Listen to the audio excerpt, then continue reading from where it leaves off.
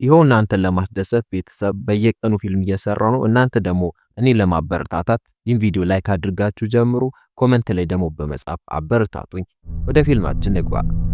ዓለም ወደ አስፈሪነት ቦታ ተቀይራለች። አደገኛ የሆኑ ፍጥረታት ምድርን ወረው ነበር። በእነዚህ ጭራቆች ምክንያት የሰው ልጅ ስልጣኔ ሙሉ በሙሉ ሊባል በሚችል ደረጃ ወድሟል። ከተሞች ባዶ ሆነዋል። መንገዶችም ጭልጥ ያሉ ጸጥታ የሰፈነባቸው ሆነዋል። ታሪኩ ብሌር በምትባል ልጅ ይጀምራል። እሷ በገጠር በሚገኝ አንድ የተተወ ቤት ውስጥ ለብቻዋ ትኖራለች። ለረጅም ጊዜ ሌላ ሰው አላየችም ወይም አላነጋገረችም። በየቀኑ በሕይወት ለመቆየት እየታገለች ሙሉ በሙሉ ለብቻዋ ትኖራለች። አንድ አስፈላጊ ነገር ግን አላት። እሱም የመገናኛ ሬዲዮ ነበር። አንድ ቀን የአንድን ሰው ድምፅ እሰማለሁ በሚል ሁል ጊዜ ከጎኗ አትለየውም። አንድ ቀን ብሌር የሚያስፈልጓትን ነገሮች ፍለጋ ከቤቷ ወጣች። አንድ እንግዳና አሮጌ ቦታ እስክትደርስ ድረስ ተጓዘች። ቦታው ችግሩ በጀመረበት ወቅት ብዙ ሰዎች ተደብቀውበት የነበረ መጠለያን ይመስላል። አሁን ግን እዚያ ማንም የለም። ሁሉም ነገር ተሰብሯል፣ አቧራም ለብሷል። ብሌር በከፍተኛ ጥንቃቄ ወደ ውስጥ ገባች። አካባቢውን ስትቃኝ በጣም አስፈላጊ የሆኑ ነገሮችን አገኘች። አንድ ጠርሙስ ውሃና ጥቂት መድኃኒቶችን ነበር። እነዚህም በማግኘቷ በጣም ተደሰተችና በፍጥነት ወደ ቦርሳዋ ከተተቻቸው። ነገር ግን በድንገት ብቻዋን እንዳልሆነች ተሰማት። አንድ ሰው ወይም የሆነ ነገር እያያት እንደሆነ ተሰማት። በጣም ፈራች። ጊዜ ሳታባክን ከመጠለያው ወጥታ ሮጠች። ቤቷ እስክትደርስም አላቆመችም። ወደ ቤቷ እንደተመለሰች ወደ ቀድሞ የዕለት ተዕለት ተግባሯ ሄደች። ጥቂት ምግቧን በላች፣ መጽሐፎቿን አነበበች። በዚያ ጸጥታ ውስጥ ተቀምጣ ኔትወርክ እንደሚኖር ተስፋ ታደርግ ነበር። በዚህ በጠፋ ዓለም ውስጥ ሌላ በሕይወት የተረፈ ሰው ሊኖር እንደሚችል በልቧ ታምን ነበር። ከብሌር ቤት ራቅ ብሎ በሌላ በኩል ቶም የሚባል ልጅ ነበር። እሱም በሕይወት ለመቆየት በጣም ይታገል ነበር። ደህንነቱ የተጠበቀ ነው ብሎ ባሰበው ቦታ ተቀምጦም ነበር። ነገር ግን በድንገት አደገኞቹ ፍጥረታት እዚያ መጡ። ቶም አደጋውን አይቶ ወዲያውኑ መውጣት እንዳለበት ተረዳ። የቻለውን ያክል በፍጥነት መሮጥም ጀመረ። በጫካ ውስጥ እየሮጠ ሳለ ቦርሳው ከትከሻው ላይ ወደቀ። ይህ ቦርሳ ለዕልውናው አስፈላጊ የሆኑ መሳሪያዎችንና ምግቦች ያሉበት ነበር። ቶም ቆም ብሎ ሊያነሳ ፈልጎም ነበር። ነገር ግን ፍጥረታቱ በጣም ተቃርበው ነበር። ነፍሱን ማዳን ከቦርሳው በላይ አስፈላጊ ነበረ። የሚደበቅበት አስተማማኝ ቦታ እስኪያገኝ ድረስ መሮጡን ቀጠለ። ሌሊቱን ሙሉ በፍርሃት እየተንቀጠቀጠ በጥላው ስር ተደበቀ። ፍጥረታቱ እንዳይሰሙት በጣም ጸጥ ብሎ ቆየ። ፀሐይ እንደወጣች ቶሚ በድፍረት ቦርሳው ወደ ወደቀበት ቦታ ይመለሳል። አገኘው። አነሳውና አዲስ መደበቂያ ቦታ መፈለግ እንዳለበት ወሰነ። ቶሚም ሬዲዮ ነበረው። ሊሰማው የሚችልን ሰው ለማግኘት ሞከረ። እንደ ዕድል ሆኖ የቶሚ ሙከራ ተሳካ። ሲግናሉ የብሌር ሬዲዮ ጋር ደረሰ። ይህ ሁለቱንም ትልቅ ደስታ ውስጥ ከተታቸው። ከረጅም ጊዜ በኋላ የሌላ ሰውን ድምፅ ሲሰሙ የመጀመሪያቸው ነበር። ቶሚ ያለበትን ሁኔታ ለብሌር ይነግራታል። ትልቅ ቀስት በሚመስል አሮጌና ረጅም ሕንፃ ላይ ወጥቶ እንደነበር ነገራት። አደገኞቹ ፍጥረታት ከታች መሬት ላይ እየተዘዋወሩ እንደሆነና እሱም እዛው እንደቀረ ይነግራታል። ብሌር ልትረዳው ፈለገች። እሱም የሚናገርበትን ቦታ ስላወቀችው አንድ ሐሳብ ትሰጠዋለች። በዚያ ሕንፃ ላይ መስኮት እንዳለ ነገረችው። ወደዚያ መስኮት መድረስ ከቻለ ፍጥረታቱ ሳያዩት በዚያ ሾልኮ ማምለጥ እንደሚችል ነገረችው። ቶሚ ሰማትና መስኮቱን አግኝቶ በዚያው አምልጦ ይወጣል። ቦርሳውንና ሬዲዮን ይዞ ጉዞን ጀመረ። በሰላም ማምለጡን ለብሌር ይነግራታል። ብሌር ይህን በመስማቷ በጣም ተደሰተች። ለረጅም ጊዜ ብቻዋን ከቆየች በኋላ የሰው ድምፅ መስማት ምን ያህል ደስ እንደሚል ደግማ ነገረችው። አያፍሩም እነዚህ ልጆች ሊጀናጀኑን በዚህ ሁኔታ። ቶሚ ጓጉቶ የት ነው የምትኖሪ ሲል ጠየቃት። ብሌር ለረጅም ጊዜ ባዶ በነበረ አሮጌ ቤት ውስጥ እንደምትኖር ነገረችው። ከፍጥረታቱና ከመጥፎ ሰዎች ለመራቅ እዚያ እንደምትቆይ ያስረዳችው። ከቤቷ ርቃ ለመሄድ ድፍረቱ እንደሌላ ታመነች። ከዚያም ቶሚ ስለ እቅዱ ለብሌር ይነግራታል። ሩቅ ቦታ ላይ በጣም ረጅም የተራራ ጫፍ እንዳለ ነገራት። ዓለም ከመጥፋቷ በፊት ቤተሰቦቹ እዛ ይኖሩ እንደነበርም ነገራት። ተራራው አስተማማኝ ቦታ እንደሚሆንና ቦታው በጣም ከፍተኛና ገለልተኛ ስለሆነ ምናልባት እዚያ ፍጥረታቱ ላይኖሩ እንደሚችሉ አመነ። ብሌር ይህን ስትሰማ በጣም ተደሰተች። በቤቷ ውስጥ ብቻዋን መሆኗና መፍራት ሰልችቷት ነበር። ከእሱ ጋር ወደ ተራራው መሄድ እንደምትፈልግ ለቶሚ ነገረችው።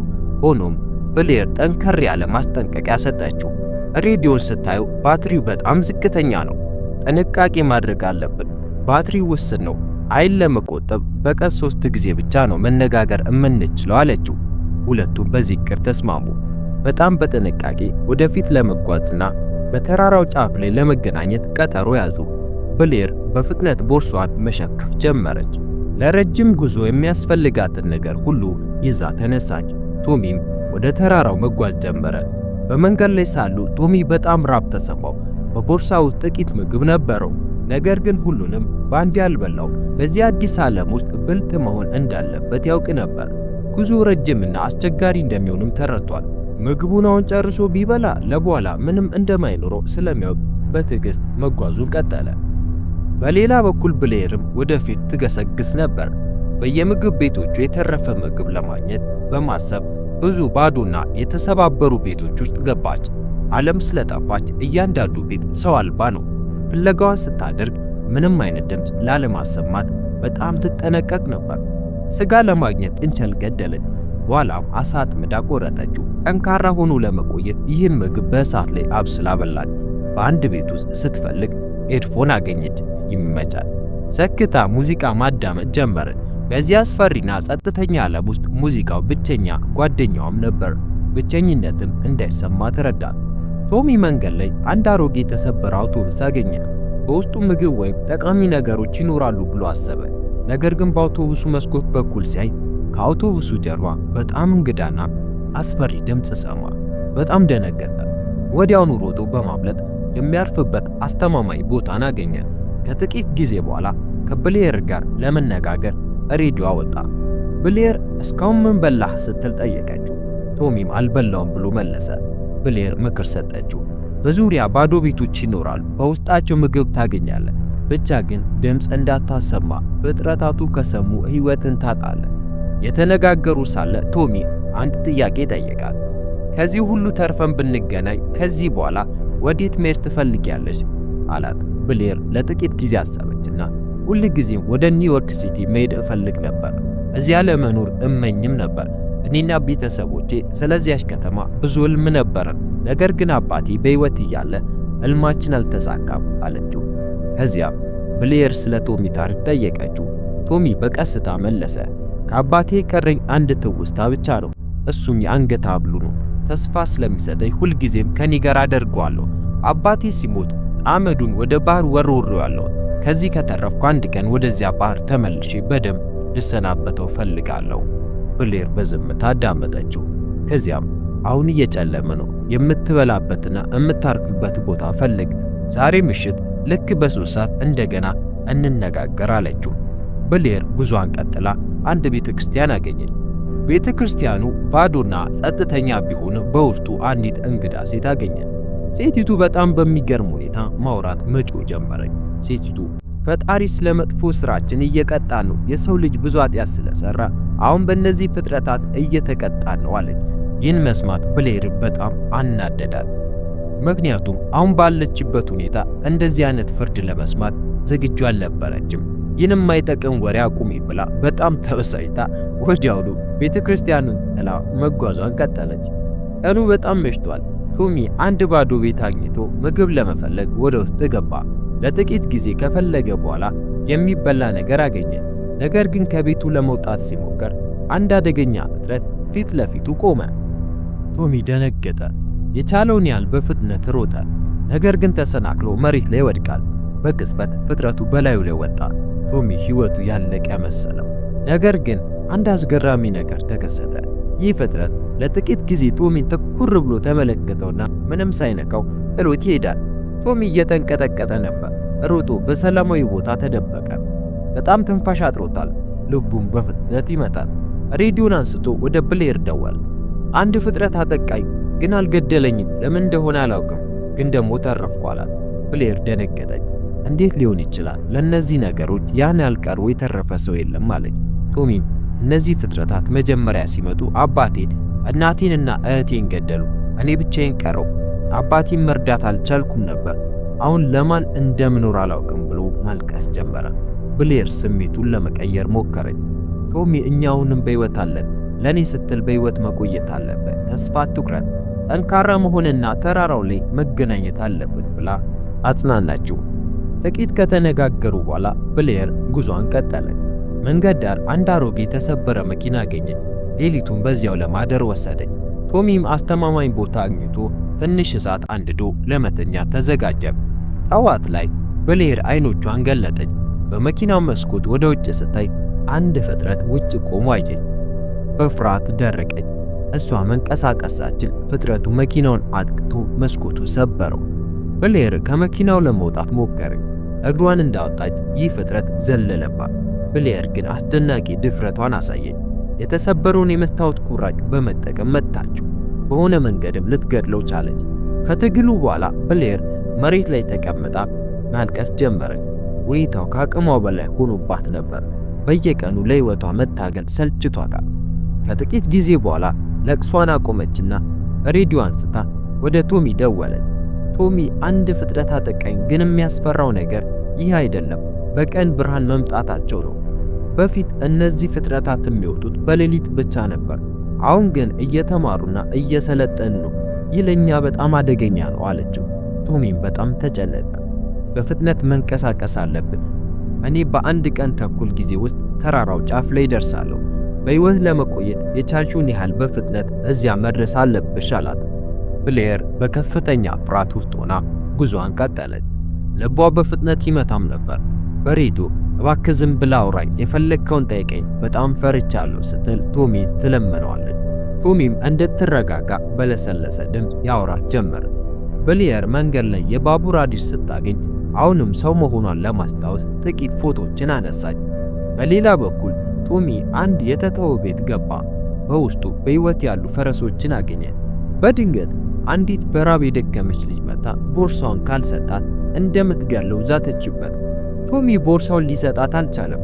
ልጅቷ በንዴት ስትጮህ ጩኸቷ አንድን ፍጥረት ሳበው። በዚህ መሃል ይህ ነገር ጩኸቱን ወዳሰማችው ልጅ በመሄድ ገደላት። ቶሚ ሮጦ አመለጠ። ለብሌር ሊደውል ቢሞክርም አልመለሰችለትም ነበር። ብሌር በአደጋ ውስጥ ነበረች። አንዱ ሊገላት ሲታገል አንድ ሽማግሌ ሰው መጥቶ አዳኗት። ሽማግሌው ጄምስ ወደ ቤታቸው ወስደው ቁስሏን አከሙላት። ጄምስ ባለቤታቸውን በእነዚህ ፍጥረቶች እንደተነጠቁ ነገሯት። ብሌርም በስልክ ከቶሚ ጋር ስታወራ እናቷ ስትሰቃይ ማየት ስላልቻለች በአንድ ጥይት እንደገደለቻት ተናገረች። ጄምስም ያደረግሽው ነገር ትልቅ ድፍረት ይጠይቃል በማለት አበረታቷት። ጄምስ ለብሌር ምግብና ውሃ ሰጥተው ወደ ሰሜን እንድትሄድ መረቋት። ቶሚ በጉዞ ላይ ያለ በጨለማ ውስጥ ሌላ ፍጥረት አጠቃው። በድንጋይ መቱ ከገደለው በኋላ ወደ ብሌር ሊደውል ቢሞክርም የሁለቱም ባትሪ አልቆ ነበር። በመጨረሻም ቶሚ በአንድ ቤት ውስጥ አድሮ ጠዋት በሩ ሲንኳኳ ሲከፍት ብሌርን አገኛት። ይሜ እርስ በርስ በመተያየታቸው በጣም ተደሰቱ። ለወራት ብቻቸውን ከቆዩ በኋላ በመጨረሻ ተገናኙ፣ ተቃቀፉ፣ ለረጅም ጊዜም ተጨዋወቱ። በዚያ ቤት ውስጥ ለመቆየትና አብሮ የራሳቸውን ሕይወት ለመጀመር ወሰኑ። ነገር ግን ደስታቸው ብዙም አልቆየም። በድንገት በቀትር ሁለት ፍጥረታት ወደ ቤቱ ሲመጡ ታዩ። ብሌር አሁን በቀን ብርሃን ጭምር ማጥቃት ጀምሯል፣ ብዙ ጊዜ የለንም ማለት። ቶሚ በቤት ውስጥ የጋዝ ሲሊንደሮችን አየ። ጋዙን ከፈቱትና ፍጥረታቱ በሩን ሰብረው እንደገቡ ቤቱን አቃጥለው በኋለኛው በር አመለጡ። ቤቱ ሲፈነዳና ሲቃጠል ከውጭ ሆነው ተመለከቱ። ቶሚ አይዞሽ ሌላ ቤት እንሰራለን ይላታል። ልክ በዚያ ቅጽበት ከተራራው በኩል አንድ የሚያስደነግጥ ድምፅ ተሰማ። ቀና ብሎ ሲመለከቱ ከሌሎቹ ሁሉ በጣም የሚበልጥ ግዙፍ ፍጥረት ተራራው ላይ ቆሞ አዩ። ብሌር እና ቶሚ ተያዩ። ይህ አደጋ ከዚህ በፊት ካጋጠማቸው ከማንኛውም ነገር በላይ ትልቅ ቢሆንም አብረው በመሆናቸው ሊጋፈጡት እንደሚችሉ ያውቁ ነበር። ታሪኩም እዚህ ላይ ያበቃል። ይህም ነገሮች ምንም ያህል ከባድ ቢሆኑ ድፍረትና ከጎንህ የሚቆም ሰው ካለህ መታገልን መቀጠል እንደምችል ያሳያል። ታሪኩን ከወደዳችሁት እንደተለመደው ላይክ አድርጉልኝ፣ ሰብስክራይብ በማድረግ በየቀኑ በአዳዲስ ፊልሞች እንገናኝ።